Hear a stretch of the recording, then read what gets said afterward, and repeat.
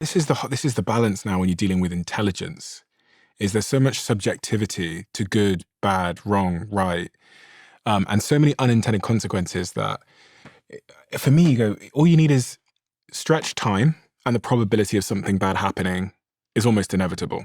Yeah. Over a longer time horizon, 20, 30, 40 years, of well-meaning people that couldn't spot the unintended consequences. I mean, social media is a good example.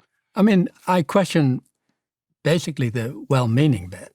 They're now trying to maximize their profits and their growth and their appeal over the competition. And that actually, maybe one should talk about that. The Mag 7 and associated AI companies, looking forward versus looking backwards. So the Mag 7 is the 7 market leaders. I'll put up this pie chart. Yeah, lovely. Of the Mag 7. I've got another graph. And there's perhaps another 15 or 20 rapidly rising substantial AI corporations. So when you say Mag 7, you mean Alphabet, which owns Google, NVIDIA, Tesla, Microsoft, Meta, Apple, Amazon. Yeah, well, that will do nicely. And if you look backwards, what you find is that these 7 each dominated a nice piece of business. They had close to monopolies, and they had it on a global basis. Tesla had a jump start on the electric vehicles, Apple, of course, on the smartphone, Microsoft on the original great coup of how to run your software on a computer. And then you look forward. Meta social networking, Google search. Right. Google search. NVIDIA chips. And then you look forward, and you could not imagine a more different world.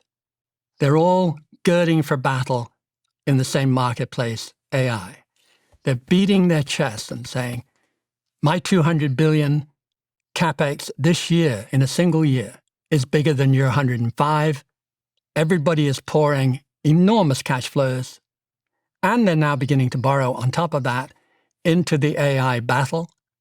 SpaceX, 90% of its theoretical value is AI, even though their particular AI model is, it would seem, having its bottom kicked by 2 or 3 of the others. But looking forward, it looks like 7 people in the ring, right? There'll only be one survivor, they think.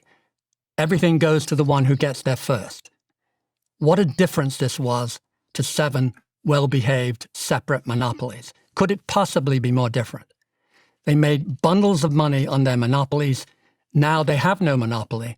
There are 7 potentially sharp-elbowed, ruthless players determined to fight out with each other until they win.